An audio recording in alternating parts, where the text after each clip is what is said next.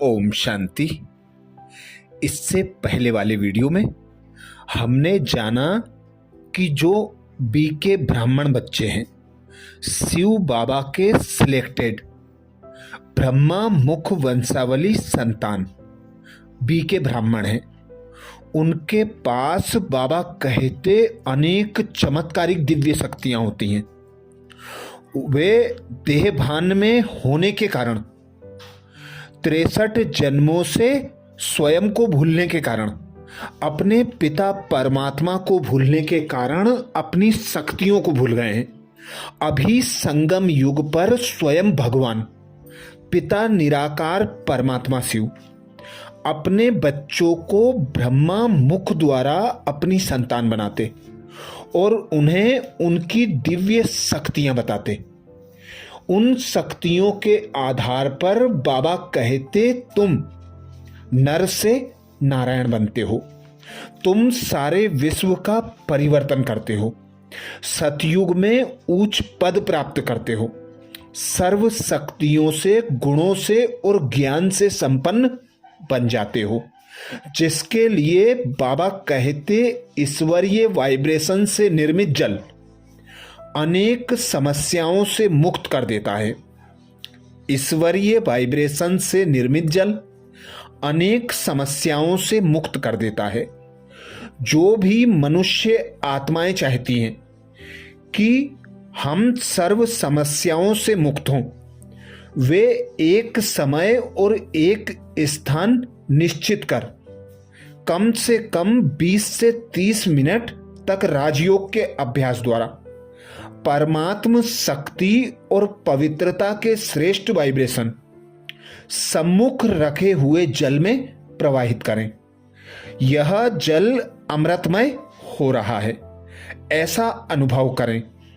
यह ईश्वरीय वाइब्रेशन से निर्मित जल जिन आत्माओं को पिलाया जाएगा, उन आत्माओं की मानसिक और शारीरिक कठिनाइयों को समाप्त करने में यह जल बहुत मददगार साबित होता है।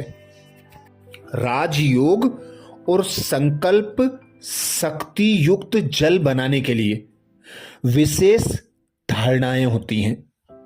बाबा कहते राजयोग और संकल्प शक्ति युक्त जल बनाने के लिए अनेक धारणाएं हैं, जिनमें से पहली धारणा है पवित्रता जिनकी अच्छी होगी, परिणाम उतने अच्छे होंगे।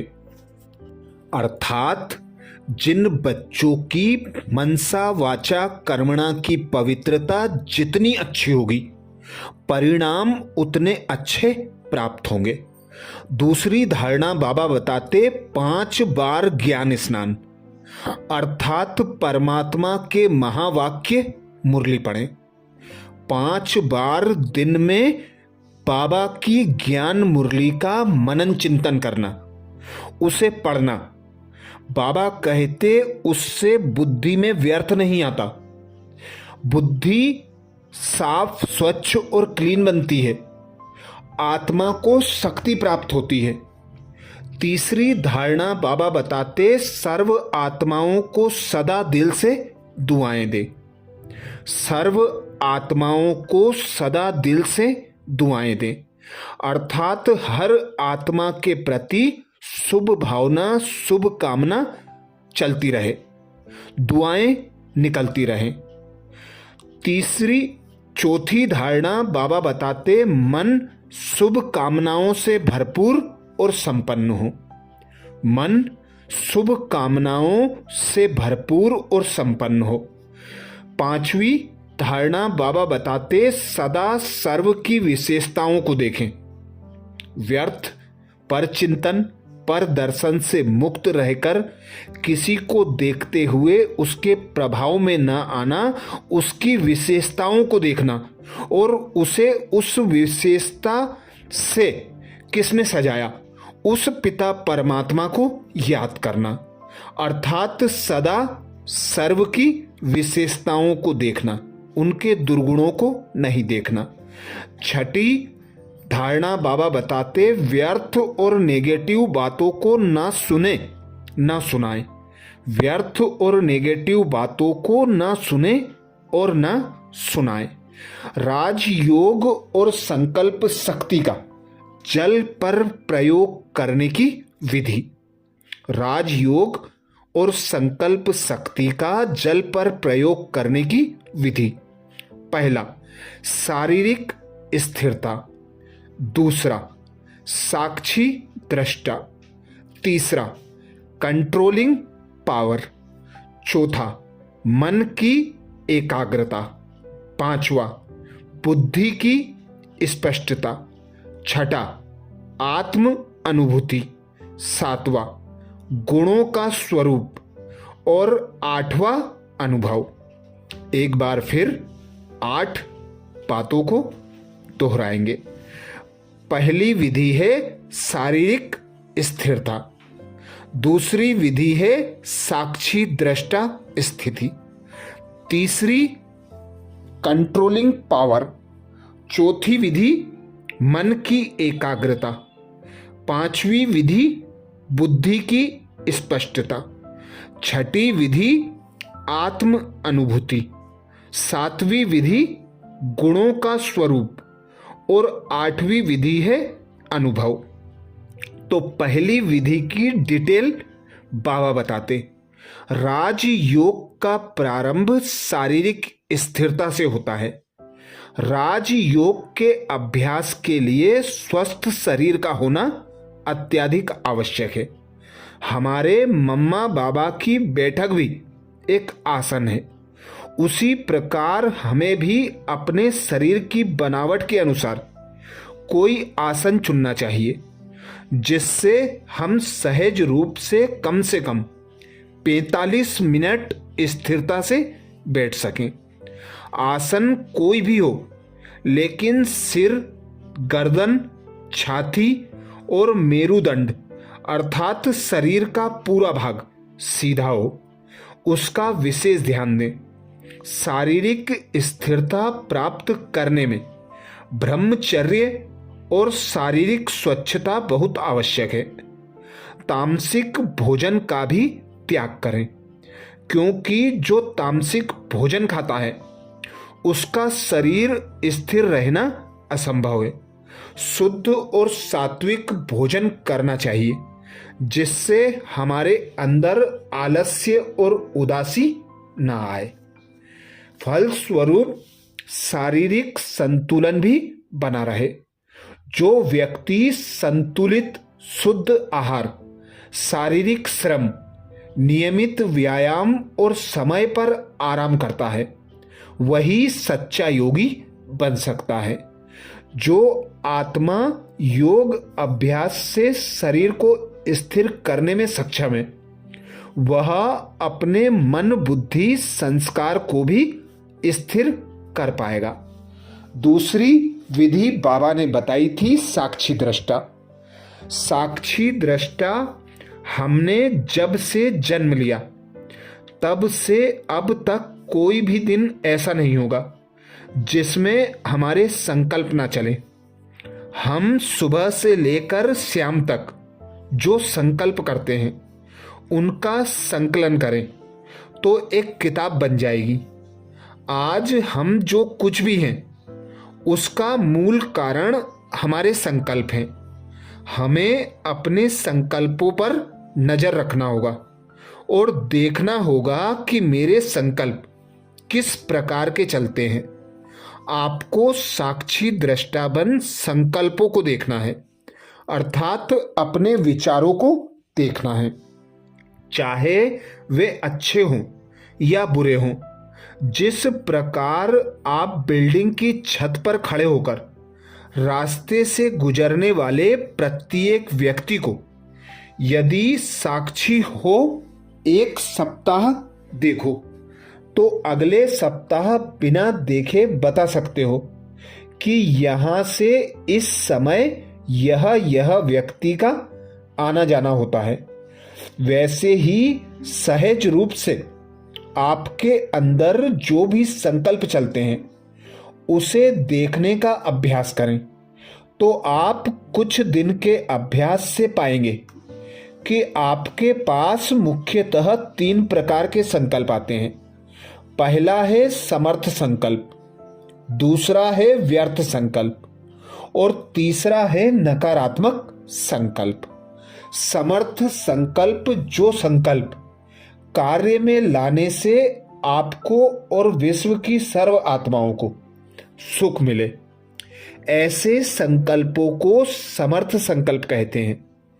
जब आप अभ्यास आरंभ करें तो श्रेष्ठ संकल्पों की एक बुक में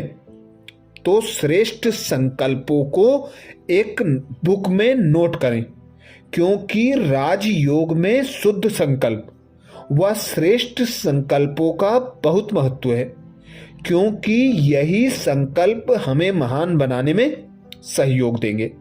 व्यर्थ संकल्प, वह संकल्प जिनसे न स्वयं का लाभ है न संसार की अन्य आत्माओं का लाभ है, ऐसे संकल्प को व्यर्थ संकल्प कहते हैं। जैसे कोई सोचता है कि 6 बाल में 100 रन बना दूं, अथवा कल रात नहीं होगी, एक दिन में डॉक्टर बन जाऊं, एक दिन में हिमालय पर्वत पर चढ़ जाऊंगा, तो ऐसे संकल्प को व्यर्थ संकल्प कहते हैं। ऐसे संकल्प पर अपना अमूल्य समय भी नष्ट करते हैं।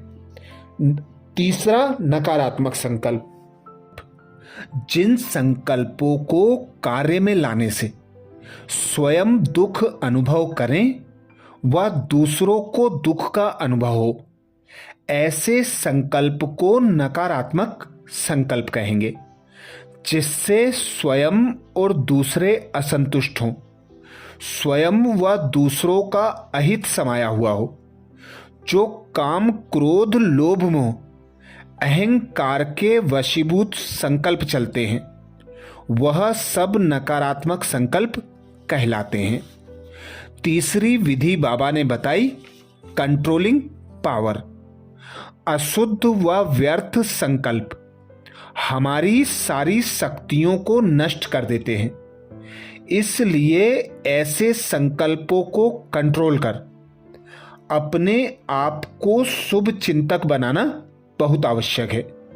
दिन में हमारे सामने परिस्थितियां आती हैं, जैसे आपने अच्छा कार्य किया लेकिन किसी ने आपके साथ दुर्व्यवहार किया, आपका अपमान किया, तो उस समय उसके प्रति हमारा अशुभ भाव ना हो।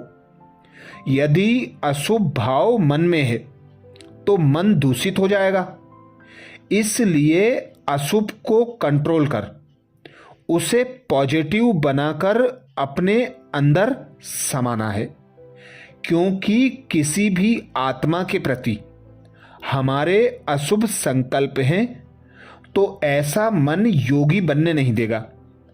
इसलिए संकल्पों को कंट्रोल करना है। जिस प्रकार 2 व्यक्ति आपस में बात कर रहे होते हैं और तीसरा व्यक्ति सामने से आता है तो हम उसे कहते हैं, भाई अभी आप रुको, मैं इनसे बात कर रहा हूं, थोड़े समय के बाद मिलना। ठीक उसी प्रकार शुद्ध संकल्पों को छोड़ जो संकल्प आते हैं उसे कंट्रोल करना। यदि फिर भी व्यर्थ संकल्प और नकारात्मक संकल्प कंट्रोल में ना आए तो शुद्ध संकल्पों को बढ़ाएं। जिस प्रकार खराब जल में शुद्ध पानी डालते डालते एक समय ऐसा आता है कि सारा जल शुद्ध हो जाता है, ठीक उसी प्रकार शुभ संकल्प का खजाना है। शुभ संकल्प एक खजाना है, उसके लिए ऐसा साहित्य व व्यक्ति का संग करें जिससे हमारे में शुद्ध और श्रेष्ठ संकल्प की वृद्धि हो। धीरे धीरे शुभ और श्रेष्ठ संकल्प के अलावा कुछ न बचे। जो शक्ति व्यर्थ और नकारात्मकता में जाती थी उसे कंट्रोलिंग पावर बढ़ाकर जीवन में आप शक्तियों को अस्त्र रूप के साथ रख सकते हैं, जिससे भविष्य में भी कोई व्यर्थ व नकारात्मक संकल्प आपके मन में प्रवेश न कर सके।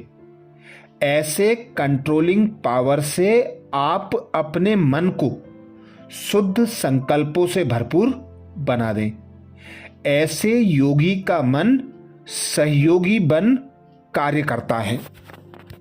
अच्छा, अब चौथी विधि से, मन की एकाग्रता से, अगले वीडियो में बाबा के महावाक्य 8वीं विधि तक फिर सुनेंगे, जिससे जल में परमात्म शक्तियों को भरकर सर्व आत्माओं का परिवर्तन कर सकते हैं। अच्छा, अगले वीडियो में फिर मिलेंगे। ओम शांति।